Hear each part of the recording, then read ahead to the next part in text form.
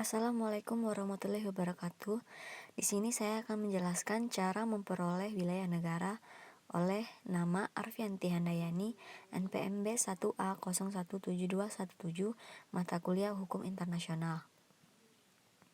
Wilayah negara dalam hukum internasional.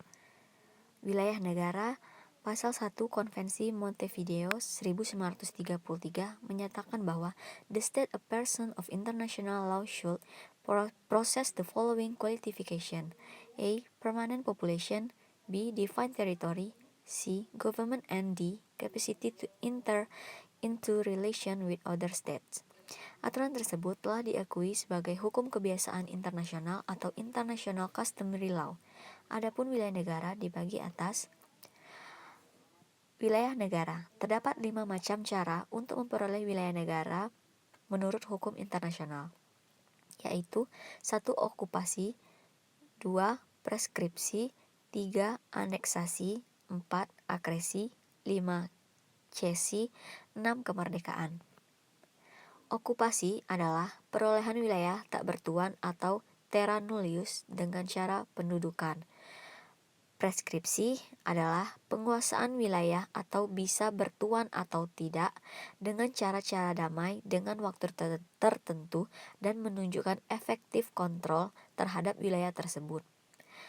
Aneksasi adalah perolehan wilayah dengan cara kekerasan atau use of force. Akresi adalah perolehan wilayah baru karena kejadian alamiah.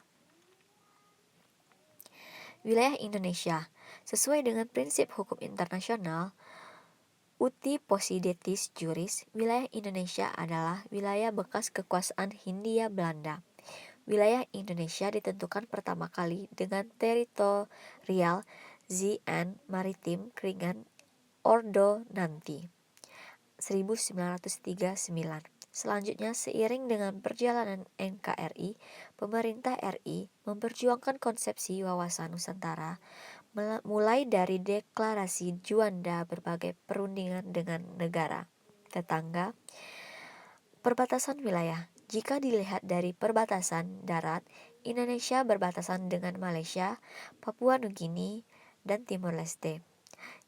Jika dilihat dari perbatasan laut, Indonesia berbatasan dengan India, Thailand, Malaysia, Singapura, Vietnam, Filipina, Palau, Papua Nugini, Australia, dan Timor Leste.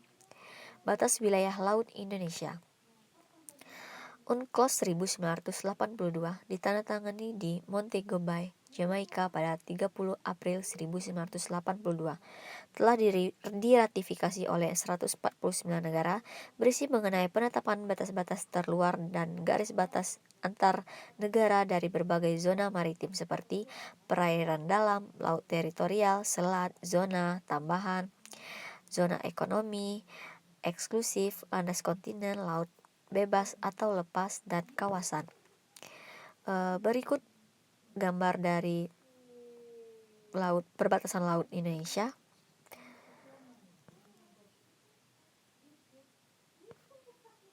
Lalu, perairan dalam atau internal waters, laut teritorial atau territorial waters, selat international strait, zona tambahan atau contiguous zone, zona ekonomi eksklusif atau ekonomi eksklusif zone, landas kontinen atau continental shelf, laut bebas atau lepas atau high seas atau international waters, kawasan atau area.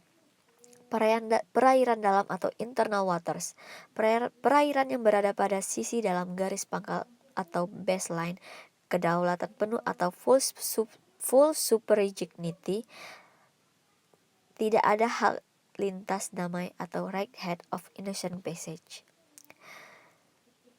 Berikut gambarnya.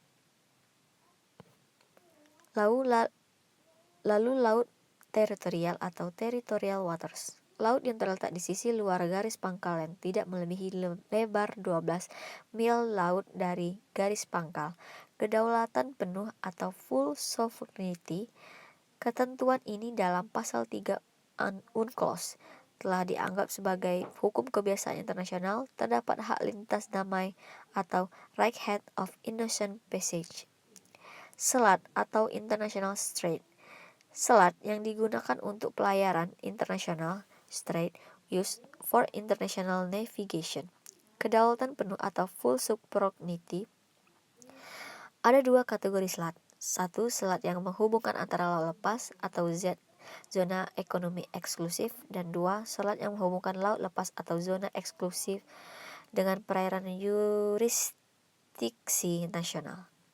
Zona tambahan atau contiguous zone, zona di luar laut interteritorial di mana suatu negara mempunyai kekuasaan terbatas untuk mencegah pelanggaran terhadap peraturan-peraturan bea cukai, fiskal, imigrasi, dan kesehatan. Lebar zona tambahan ini tidak boleh melebihi dari 24 mil laut diukur dari garis pangkal. Zona ekonomi eksklusif atau ekonomi eksklusif zone, zona selebar 200 mil laut yang dihitung dari garis pangkal. Di zona tersebut terdapat hak berdaulat atau sovereign rights. Hak tersebut adalah hak untuk eksplorasi dan pengelolaan sumber kekayaan alam, hayati maupun non-hayati, dari perairan di atas dasar laut dan dari dasar laut dan tanah di bawahnya untuk kepentingan ekonomi. Landas kontinen atau continental shelf. Landas kontinen suatu negara pantai meliputi dasar laut dan tanah di bawahnya.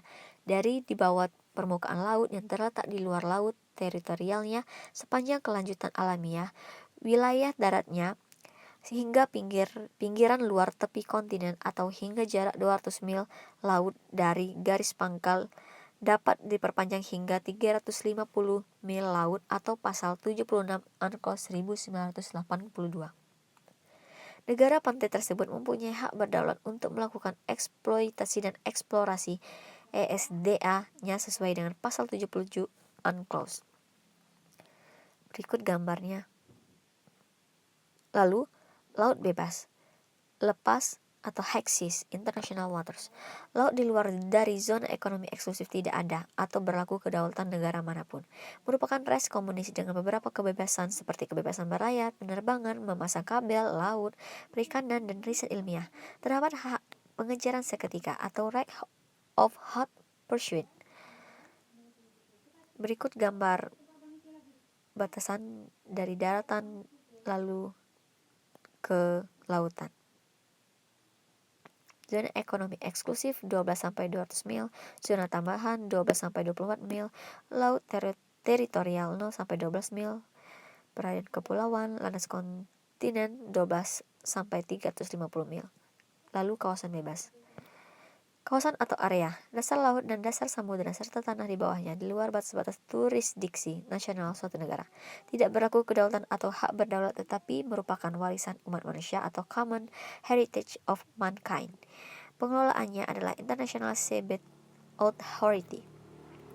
Praktek di Indonesia setelah adanya UNCLOS 1982 diratifikasi oleh Indonesia melalui Undang-Undang Nomor 17 Tahun 1985. Aturan di dalam UNCLOS untuk menentukan batas wilayah maritim yaitu 12 mil untuk laut teritorial pasal 4, 24 mil untuk zona tambahan pasal 33, 200 mil untuk zona ekonomi eksklusif dan landas kontinen pasal 57 dan 76 ayat 1, dan dalam kondisi tertentu 350 mil untuk landas kontinen. 10 negara terdekat dari batas luar wilayah maritim Indonesia. Yang pertama Malaysia, yang kedua Singapura, yang ketiga Papua Nugini, yang keempat Australia, yang kelima Filipina, yang keenam Palau, yang ketujuh Vietnam, yang kedelapan Thailand, yang ke-9 India. Isu-isu yang mungkin muncul di daerah perbatasan. Yang pertama illegal fishing, yang kedua transorganized crime atau perdagangan manusia, penyelundupan kelompok migran dan perdagangan senjata. Yang terakhir cross border trade issues. Demikianlah atas penjelasan saya tentang cara memperoleh wilayah suatu negara, yang contohnya yaitu negara Indonesia. Terima kasih.